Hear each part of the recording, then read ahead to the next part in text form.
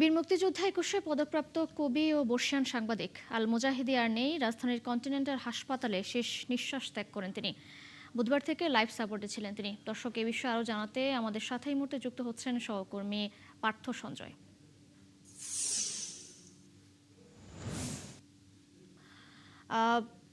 পার্থ, একটু জানাবেন তার দাফনের ব্যাপারে পরিবারের পক্ষ থেকে কোনো সিদ্ধান্ত নেওয়া হয়েছে কিনা?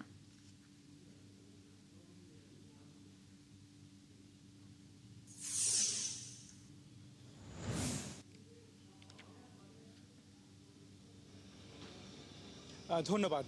এই মুহূর্তে আমরা আছি কন্টিনেন্টাল হাসপাতালে এবং আপনি যেমনটা বলছিলেন, দুপুর 1:40-এ তিনি শেষ নিঃশ্বাস ত্যাগ করেছেন।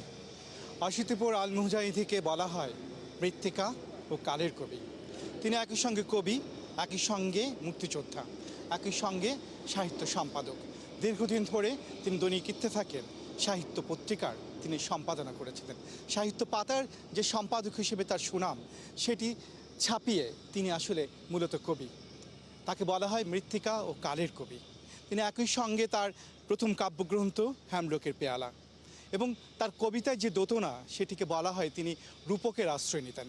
তিনি একই সঙ্গে তিনি গ্রিক মিথোলজি এবং বাংলার যে লোকপুরাণ, তার মিথস্ক্রিয়া ঘটাতেন তার কবিতায়।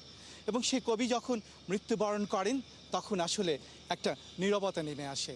এবং এই মুহূর্তে যদি বলি যে কন্টিনেন্টাল হাসপাতালে নেমে এসেছে নীরবতা। তার পরিবারের সদস্যরা আছেন, গণমাধ্যম কর্মীরা আছেন এবং গুণগ্রাহীরা আছেন। এবং তিনি একই সঙ্গে মুক্তিযোদ্ধা ছিলেন। তিনি বাঙালি জাতীয়তাবাদের চেতনায় তিনি নিজেকে ঋদ্ধ করেছেন এবং তিনি ছয়বার কারাবরণ করেছেন। এবং সেই ব্রিটিশ বিরোধী আন্দোলন থেকে শুরু করে তিনি একই সঙ্গে 71-এর মুক্তিযুদ্ধ এবং তারপর বাঙালি যে জাতীয়তাবাদ, তার আসলে তিনি অনেকটুকু প্রথিত ছিলেন। এবং তার কথা যদি বলতে হয়, সেই কথা আসলে ফুরাবে না।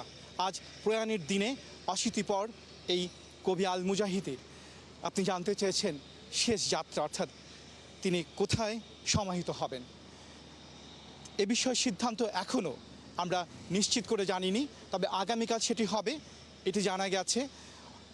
যদিও বলা হচ্ছে বেশ কিছু সম্ভাবনার কথা, এবং আগামীকাল তাকে জাতীয় প্রেস ক্লাবে তাকে তার নামাজে জানাজা অনুষ্ঠিত হবে। তার আগে আজকে প্রথম নামাজে জানাজাটা অনুষ্ঠিত হবে। সেটি হয়তো তার উত্তরার বাসায় হতে পারে, অথবা ঢাকা বিশ্ববিদ্যালয়ের কেন্দ্রীয় মসজিদও হতে পারে। সে বিষয়ে এখনও পুরোপুরি সিদ্ধান্ত নিশ্চিত হয়নি। কিন্তু আগামীকাল জাতীয় প্রেস ক্লাবে তার নামাজে জানাজা অনুষ্ঠিত হবে। তারপর সর্বসাধারণের শ্রদ্ধার জন্য তার মরদেহ কেন্দ্রীয় শহীদ মিনারে নেওয়ার কথা রয়েছে, এবং তারপর বুদ্ধিজীবী কবরস্থানে হয়তো তাকে দাফন করা হবে। কিন্তু এ বিষয়গুলো আমরা হয়তো পরবর্তী সংবাদ সংযোগে নিশ্চিতভাবে জানাবো। কিন্তু এই মুহূর্তে একটি খবর, আল মুজাহিদি নেই। তিশা। পার্থ, ধন্যবাদ আপনাকে যুক্ত হওয়ার জন্য। দর্শক, আপনারা যেমনটি জানেন, বীর মুক্তিযোদ্ধা ও 21-এ পদকপ্রাপ্ত কবি আল মুজাহিদি ইন্তেকাল করেছেন, এবং তার এই নিয়ে পরবর্তী কার্যক্রম জানাচ্ছিলেন আমাদের সহকর্মী পার্থ সঞ্জয়।